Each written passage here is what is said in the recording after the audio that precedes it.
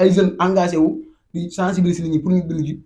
nga ne ñëw jàppale ni leen carrément dugg na fi génn si waxi tappalee kese. loolu nag maa nga wax ne ko du jàll. bu fekkee daa bëgg a jàpp bay boobu mu tabax ay kaso yu bari. ñun proche bi ñu jël gëm ko amul dara luñ ci mën a teg bu fekkee.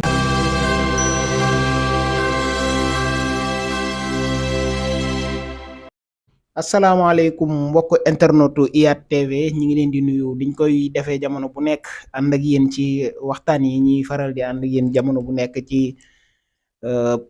fii ci Touba ci département bi muy waxtaanu politique yi nga xam ne ñu ngi koy ànd ak acteur politique yi nga xam ne ñoo fi nekk ñu dalal kenn ci ndaw yu Pastef ñu leen di wooye JPS bu Touba Mor Diop waaye nekk tamit responsable secteur bi nga xam ne mooy marché Mame Binta ñu war a waxtaan ak moom ci li nga xam ne mooy actualité politique waaye tamit waajtaayu meeting méga meeting bi nga xam ne moo war a am Mbàkke Mor Diop ñu ngi lay nuyu. bon suñu tool ñu ngi lay ziar bu baax di ziar si internet bi. di la jox seen wàccuwaay moo di jëlee si nuyoo bi ziar bi nag Sëriñ Mountakha Bassirou Mbacké xalifa général kulu murit di ko sant bu baax te di ko gërëm ci tey la ñu ubbi université Amadou Bamba bi. soobu léegi ña ngi ci woon kon nag ñu ngi koy ñaan bu baax li ñu yéene ci liggéeyal Sëriñ Tuubaa suñu borom defal ko koy jotam. bon di jëlee si nuyoo bi nag ak sama sëriñ bi suñu maam Jorom Cheikh Awa Balla di ko ñaanal tawfeex ak tasiir di ko ñaanal moom li mu yéene liggéeyal Cheikh Awa Balla suñu borom taxawal ko kàttanal ko ba man ko. jërëjëf Mor Diop ci nuyoo boobu ak ñaan yi dañuy ñëw rek ci li nga xam ne mooy actualité nationale balaa ñuy dugg ci li nga xam ne mooy méga meeting bi waaye balaa ñoo dugg ci actualité bi sax dañuy njëkkee li nga xam ne mooy meeting bi nga xam ne Benno Bokk Yaakaar amaloon nañ ko démb fële ca Pikine muy meeting boo xam ne ñenn ñi wax nañ ne dañu ci doon tontu seen méga meeting bi ngeen defoon Kër Massar naka nga gisee meeting bu Benno Bokk Yaakaar bi amoon foofu. bon su ko man nag meeting boo xam naa ne moom ay imam bi laa jëm. ak ay dagg vidéo yoo xam ne seetaan naa ko mooy di am lu di wax ak yooyu. mais li ma ci jàpp daal mooy franchement maanaam fekk dañuy tontu. pour man échec la parce que dañoo meeting pour investir seen candidat la ñu waxoon. waaw yaakaar naa daa mujj nekk ay dàggasante ak. du ñoom ñoo wax loolu dafa am ñu wax ne. wax mais moom parce que man la ma fa dégg boobu. maa dégg Amadou booba wax. di sànni xeer. wax dëgg ma jàpp naa ni boo dee investir sa leader gi war ngaa wax li mu def. comme dañ leen di joxoon réew mi 12 ans.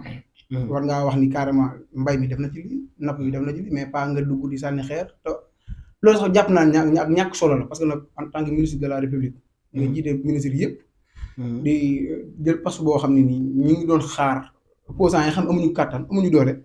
wax rek lañ man moom lañu war a def ngir niñ mën leen dégg mais par rapport ak koo xam nañ laa jox budget jox la doole jox la ay alkaat jox la lépp ni la doxalal nga nekk di daggasante koo xam ne daanaka boo dee xool moom wax rek la mën def ngir niñ dégg parce que arme boobu rek la mën a yor nga naan fii force reste à la loi xam nga fii ku fi indi jàpp mel ni xale bu ndaw di wax te franchement man maa ngi doon xaar ci beneen ministre bu nu mu xaar sax ci beneen ministre mais maa ngi doon xaar ci beneen ministre def loolu sax nga mën koo oyofal mais pas Amadou Ba bi nga xam ne mooy jëwriñu njiitu réew mi mooy jëwriñu bépp ministre boo xam ne yaa ngi takk nomba daa ngi ne ci réew mi kon loolu man jàpp naa mais est-ce que du tontu bu ñuy tontu mais xaalis leaderu Pastef yi tamit parce que ñi ngi gis ne ñu ngi wax jamono bu nekk gat sa ñii di wax naan suñu bakkan lañ ci teg ñoom comme ci instabilité réew mi ci seen loxo la nekk est-ce que tamit du yoon ñu waxee noonu. Fall non gis nga wax bu ne daf koy dégg dafa am nu mu koy déggee. ñoom dañ leen war a xaar ci maturité d'abord. dañ leen war a xaar ci fulla ak fayda. waruñu leen a xaar ci dàggasante wala sànnante xeer. bu fekkee day tontu président Ousmane Sonko na ko tontoo comme ni ko président Ousmane Sonko waxee moom li mu wax dañoo bëgg a salfaañ ak yelleef bi ko yàlla jox mu moom ko. ñu bëgg koo jaay doole mu leen nag fii laa yem te nii laa ci taxawee. kooku tontu ko ñu xam tontu mais pas ngay mel ni xale bu ndaw boo xam ne ni tey da nga ko dóor muy fayu naa la boo ma la jàppee yooyu yi fi xale la. nañ ci réew du ay caaxaan réew du ay fo. réew lu si réew moo ko yor te chaque jour Fall boo dee seetlu ñoom saa bu defee mitin si tojante boobu lañ mujj su ma seetlu nga leen. ba léegi ñu ni opposition sàngam ñoo ñëw dal seen kaw jàppantam. mais dem mobiliser nañ nag. mobiliser nañ mbooloo mu baree sax. Fall loolu gis est-ce que dañu gis président deuxième bi daa xadaw booy kale nañ message yi ak kale nañu image yi nga gis. mais ñoom am nañ mbooloo tamit par rapport ak li nit yi daan wax naan sénégalais yi génn nañ ci ñoom sénégalais yi génn nañ ci ñoom. Fall xoolal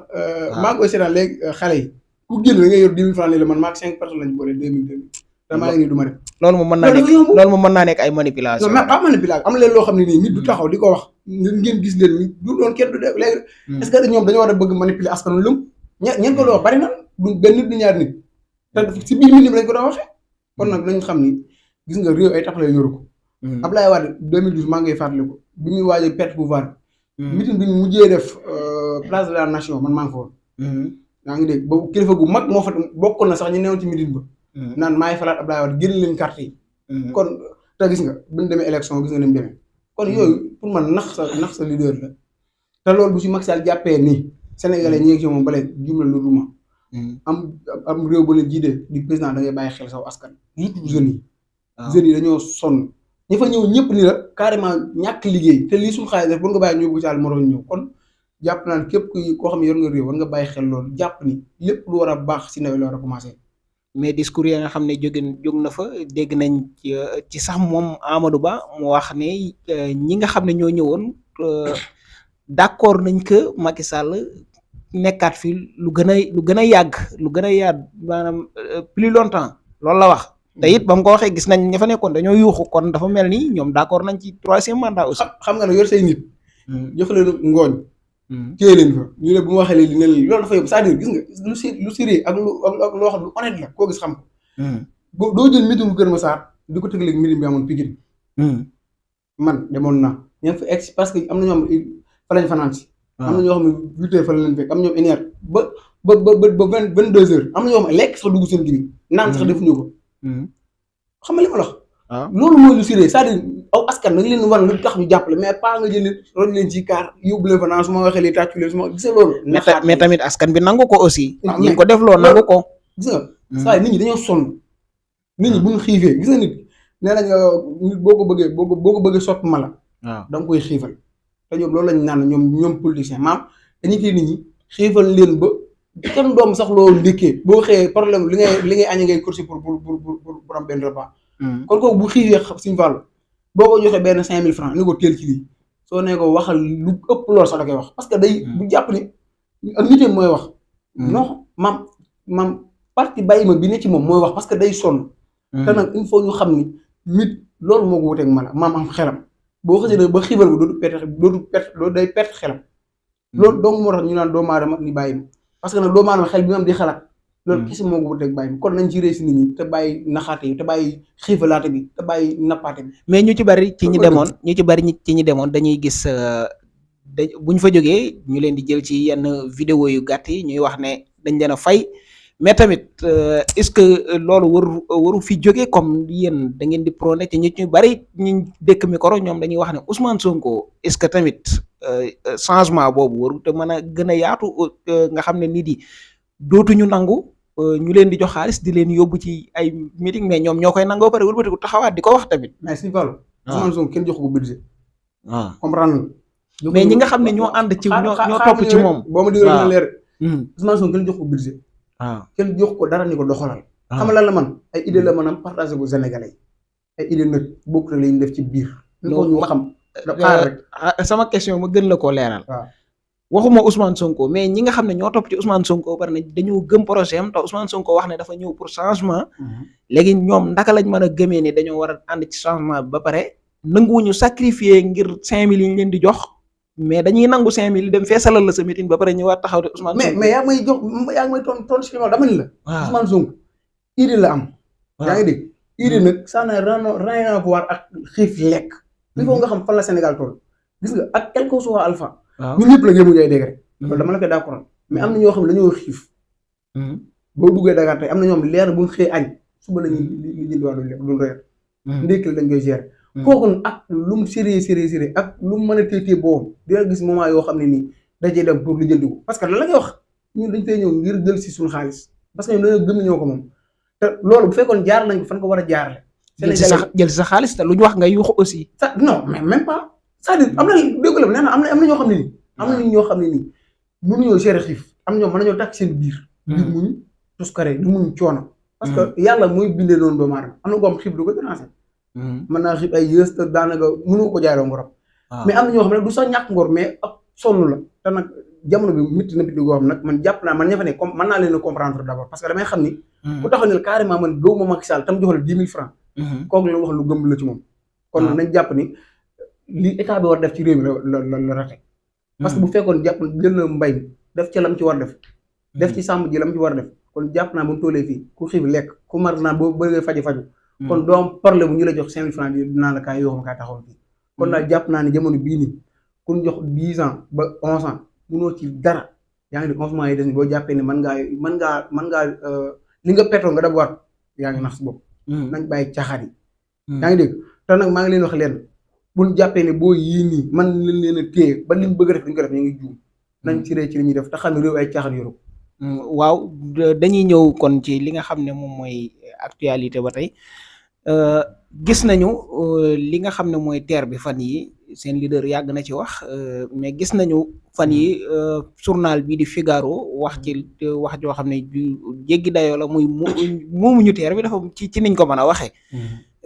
naka nga ban jàngat nga def ci bi nga déggee loolu. xam nga nag Fall man dama daan live léegi xaw naa sama jot ma xawal lu bare ba ma defatu ko mais man dama daan live yaakaar naa TER bi est-ce que taxawlu ko 2021 xaw ma 2020 lañ ko kii yaakaar naa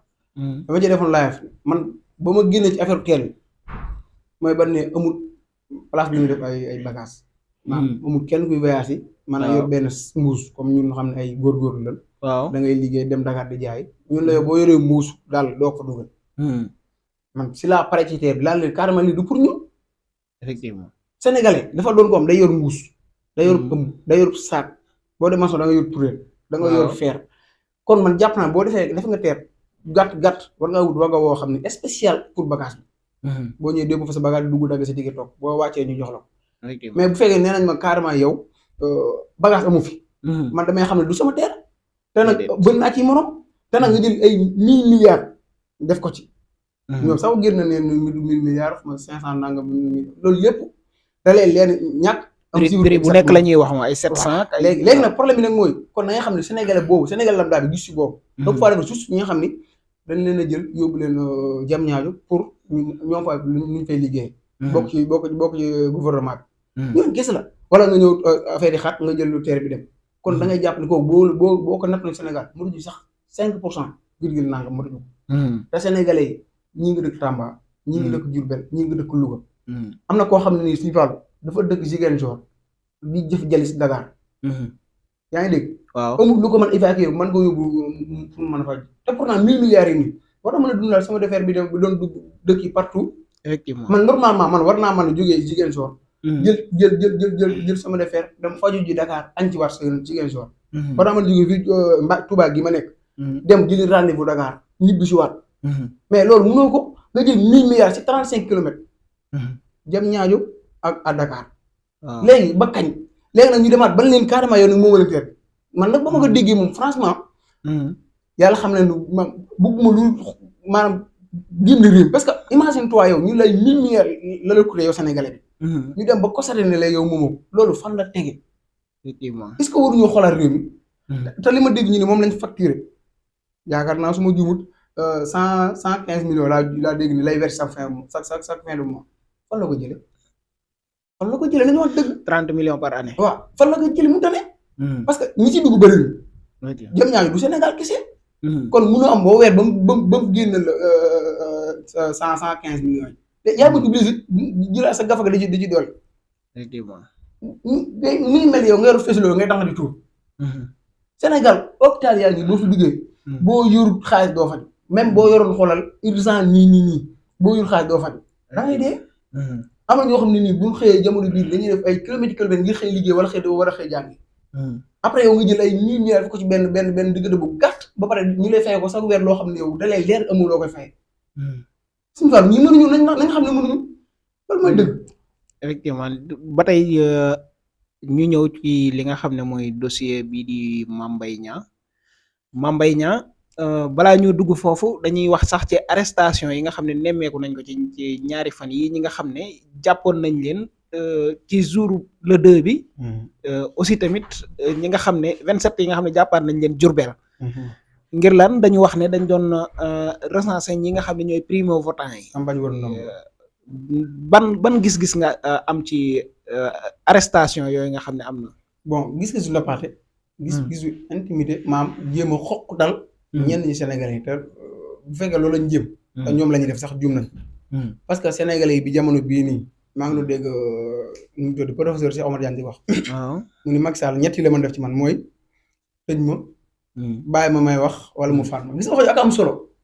gis nga doomu aadama mënuloo ko dara yu du ñett yi te ñett yi boo ci def yëpp di nga ko fekk si benn soo ko bàyyee muy wax li mu xalaat. loolu Sénégal na la war a mel. effectivement comprendre nga boo ko tëjee da nga kaa noppal. parce que lu baree lu ma doon occupé li nga tax mu toog pour gën ci xalaat. pour xool bu génn na lay def. effectivement boo ko reyee da nga koo noppal parce que day sëy parce que kuy xeexal suñu réew ban rey la jàpp ne ku sëy nga. te ñett yi bu mu ci def dina ko fekk benn nit ki boo ko tëjee jamono bi 11 mois fi des. ku mu tëj gën gaa gàtt boo fi defee 7 mois wala 11 mois da ngay génn. te bu la reyee defal na la gën te ëllëg yow man xam bu ngeen dajee da ngeen ko layoo. kon nag na bàyyi sénégalais yi ñu libre. di xalaat li ñu war a xalaat di ko wax parce que nag gis nga réew ba nga koy jox.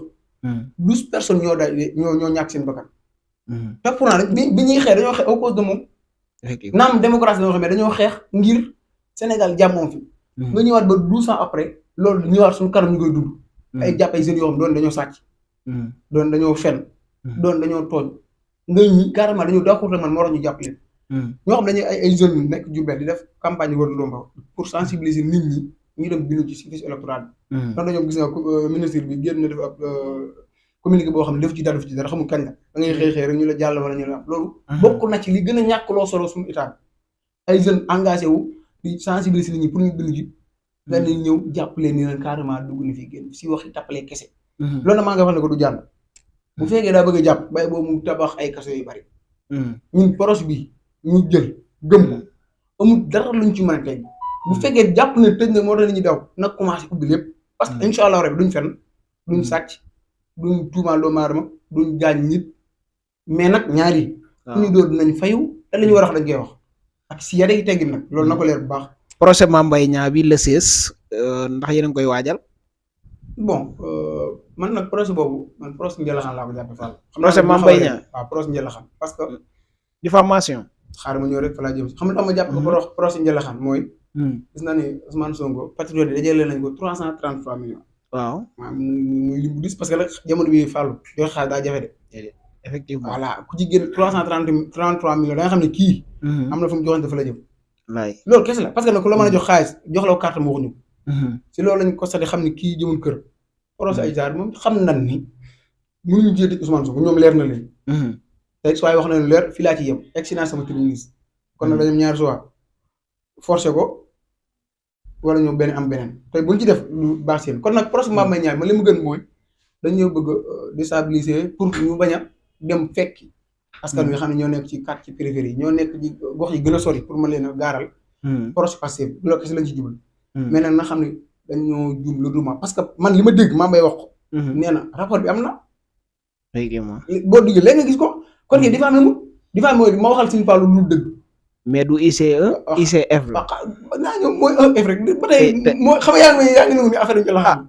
xaar defal nang rek xam nga man lan laay jàpp diffamé mooy man suñu Fallou nii daa jël sama alal. boo sàccee ñu jàpp la garage nga ñëw ne jumaa ji lañ ko jàppee. waaw mooy da nga koo diffamé. loolu sax gàcce la nag. waaw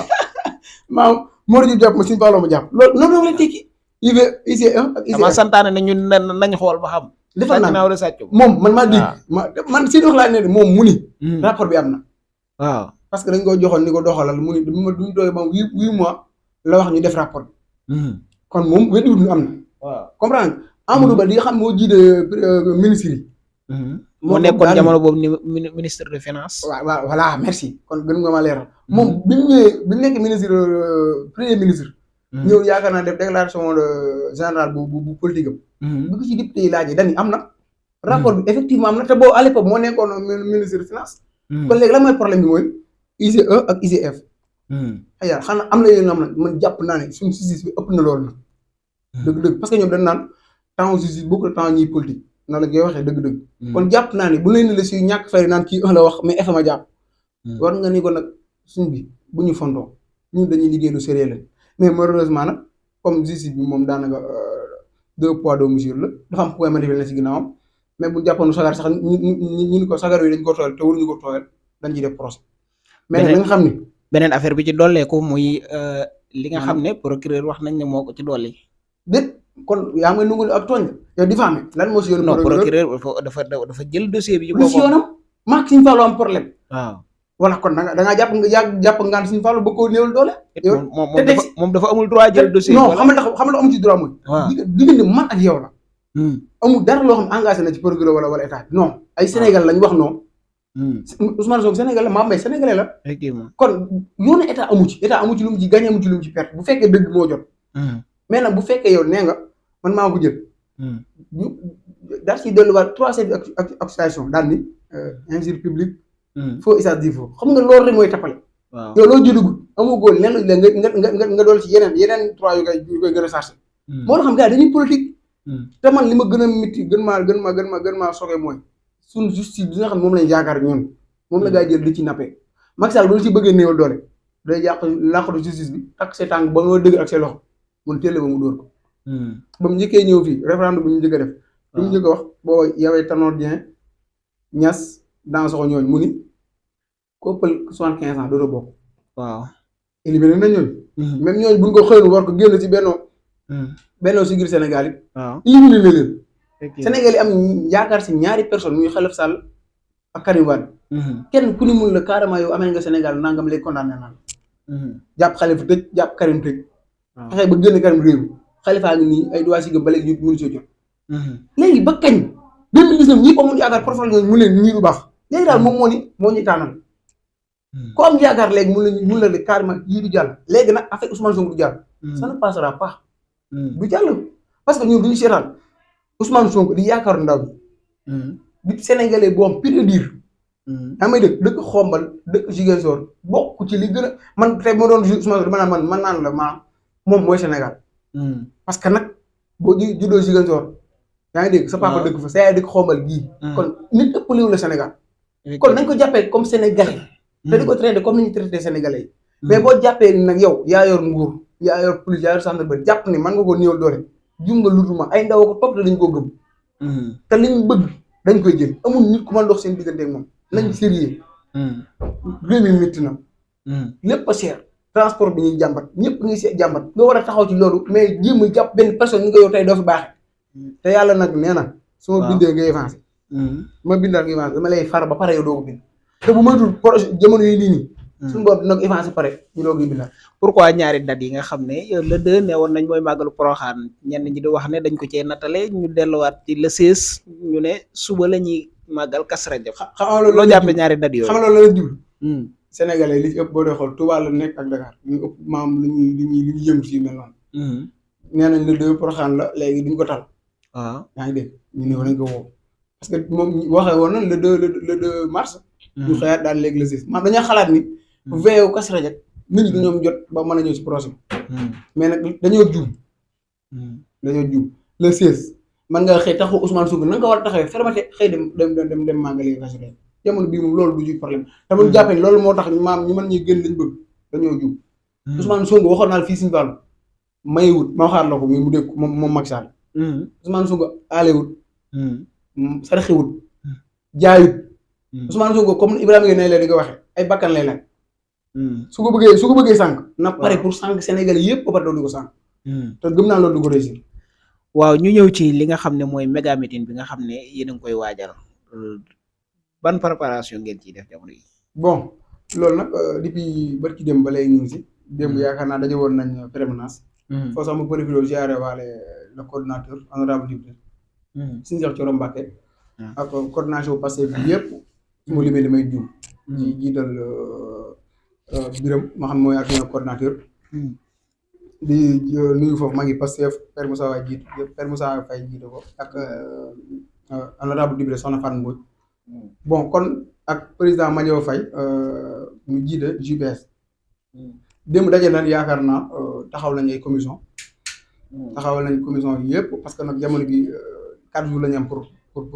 exercice le 10 parce que vendredi la dem nañ fi démb taxawal nañ commission yi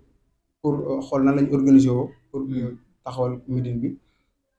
doon meeting bu réussir nag parce que nag day doon loo xam ne ni du kenn moo ko man meeting du département la mën naa sa mbir national la parce que boo dee xool dañu ko jox ñun waa département bu Mbacké même Sénégal yi yëpp koy waajal Sénégal yëpp ci jàpp parce que nag coordination bi dafa lëkkaloo coordination nationale bi nga xam moo nekk Dakar ñu ànd ci di ci liggéey dem ba léegi ñu ngi déggante ñu ngi si ay quelques réglages yu ndaw taxawal nañ commission yi kenn ku ne xam nga la nga war a taxawe jour ba incha allah dañ ci taxaw soo yàlla waaw ci kaw organisation boobu jàpp nga ne terrain bi nga xam ne moom ngeen koy defee gis nañ yaatuwaay bi ak largeur bi ak longueur bi yëpp daal est-ce que tamit jàpp nga ne di ngeen mën a feesal foofu parce que boulevard Ndoyeen tamit du boulevard bu ndaw. non du terrain Kër Massar tamit. non man daal dama doon wax sax naa ne ba léegi de bu na ma dee mbir yu mel nañ fexe jéem a laaj allokaan xam nga wax waaw si xam naa nag man ñi ma gis ñii moom xam naa ne allokaan doo nga leen mën a certifier parce que nit ñi ñu engagé maam ñëw ñu juste ngir Ousmane Sonko personne maam dañoo ñëw ngir démocratie loolu la parce que dem nañ ñun ca lieu ba visiter dañ ko mais gis nañ ni dëgg rëy na mais gëm naa ni jours yi da nga naan fii xanaa du fi ma yaakaaroon kon nag yaakaar naa ni moom sénégalais yi ñoo bëggal seen bopp président Ousmane Sonko te dañ cee pare daj ci lu ni te ñun nag yoruñu meeting boo xam ne ni dañ jëli kaar naan ku wàcc ñu jox la 10 000 wala kaay ñu jox la 5 000 non amul benn dërëm bu ñuy génn di ko jox kenn naa la ñëwal ñun dañuy organiser wu fexe nit ñi bu ñëwee ñoom fu nekk bu dal mën a tag gis seen bopp bu suñu leader ñëw ñu mën koo gis ci loolu la nekk mais pas ñuy jéem propagande nit di ko jox xaalis di ko jëlee dëkk ak dëkk naa ko ñëwat déedéet ñun dañuy woote gëm ko Sénégalais fekk ñu si gëm ci ànd ak ñun ci projet bi gëm ni Sénégal bu réussir Sénégal moo réussir da jàpp ne lépp loo xam ne nii yaa ngi koy def bu jàpp président Ousmane Sonko koy defal da nga koo defal sa bopp defal ko réew parce que nag réew mi bu jagee kenn ku ne mën nga see gis sa bopp mais ba buñ seetaanee ba saay yàqu ko ñun ñëpp a perte moo tax gëm naa ne meeting bi day réussir te incha allah dina jeeg fu kaa suñu jor parce que département bi yëpp ñoo gérer meeting bi wala non département non département du Touba Mbacké sax am na Sadio Taïf bari na maanaam département bi ñëpp nga ci comité yi ñëpp parce que ñoo bokk di dem barki dem bale ñu ngi nekk ensemble di liggéey ñi nga ànd dugg ci commission yi ñi nga ànd liggéey bi ñooy taxawee lépp parce que nag département bi la du meeting boo xam ne nii commune bu Touba moo ko moom wala Mbacké non ñun ñëpp a ko bokk Sadio mi ngi ci Taïf mi ngi ci Dalangaabu mi ngi ci Misra mi ngi ci maam ñëpp ngi ci képp koo xam yaa ngi ci département bi rek fenn fu ni am nañ fa responsable boo xam ne nii maa ngi fa ngir bu ñu demee ba toll ci mën ko informer moom mu mën a mobiliser foofu ñu fi xeex si ñun ñëpp a ko bokk. jërëjëf waxtaan bi bëggoon nañ mu gën a gudd waaye problème temps dañ lay bàyyi rek bu fekkee am na bon man nag xanaa di sant ak gërëm suñu fàllu di masawu waa marché Ocass yi xam ni barki démb semaine bi ñu génn lakk moo leen ganase bu méttee franchement may masawu marchand ambulant yi ak commerçant yi si yàqule ñëpp parce que nag lu métti la dëgg parce que man marché bi dama fi jóg dama fiy liggéey parce que cordonnier la dama fi indi samay bagage am na sama gars maa leen doon joxe bagage di leen fournir mais ñëpp lépp lakk boo fa ñëwee sa yaram day daw kon nag maa ngi leen masawu li nga xam ni xañ na dafa gën parce que nag suñu boom lépp lu mu la xañ rek am na lu si kanam lu mu la teel kon maa ngi leen di ñaanal ñoom it suñu boom may leen xolum muñ ten dimbali leen te xam ne nag métti na parce que nit bu xasee lakkale rek daa métti boo ci tegaatee leen day xam ne na leen dimbali jàppale leen te xam ne bokk nañ ci liy participer réew mi bokk nañ ci li avancé réew mi ñu wax leen dimbali nga may ma nag ma sant bu baax parce que nag jamono bii Pastef Touba day nekk ci liggéey bu am solo kon mun maa ñàkk nuyu leen sant leen comme ni ma ko waxee léegi rek di ci jiital kilifa gi di suñu Cheikh Thioro Mbacké di ko ñaanal tawfeex parce que depuis boobu léegi toogu mu ngi ci taxaw bu baax a baax di ci nuyu waa Pastef yëpp particulièrement waa JBS gi nga bokk franchement boobu ak léegi ñu ngi ci ay liggéey yu am solo JBS Touba JBS Mbacké JBS département bi yëpp ñu ngi ci commission yi ñi ngi ci sécurité bi ñi ngi ci